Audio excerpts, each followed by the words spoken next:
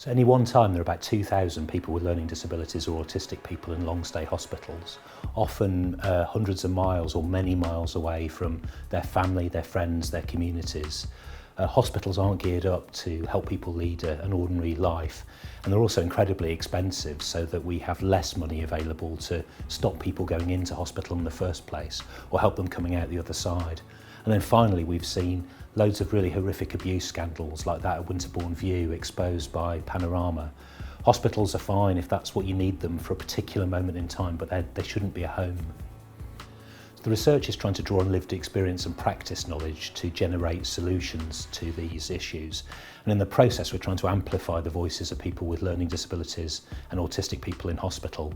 That's why we've worked with the IKON and with Foka Wolf to produce the exhibition. But we're also producing a policy guide that goes out to every health and social care leader in the country, and a free training video that will go to care staff that might not normally have access to training budgets or to training time.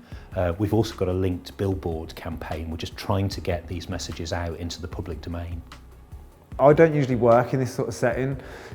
My work is predominantly in public spaces, but when I was approached by the university and the Changing Our Lives to do this, because it was a good cause, I thought that I would, I don't mind changing my setting.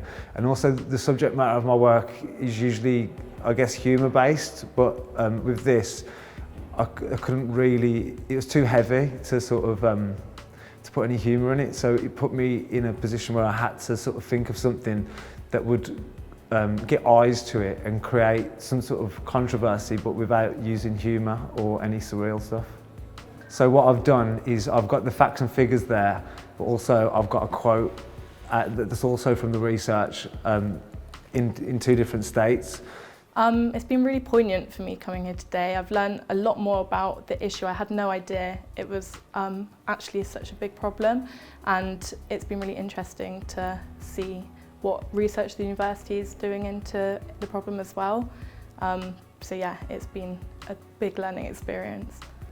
So the one message that I would like people to take from this would be just to listen to sort of the voices in society that are not being heard. We've tried to solve these problems top down through national policy, and for 10 years it hasn't worked.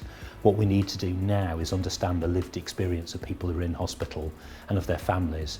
We need to listen to the practice knowledge of people who work in frontline health and social services, and we need to use those forms of expertise to come up with better solutions so that we solve this problem once and for all.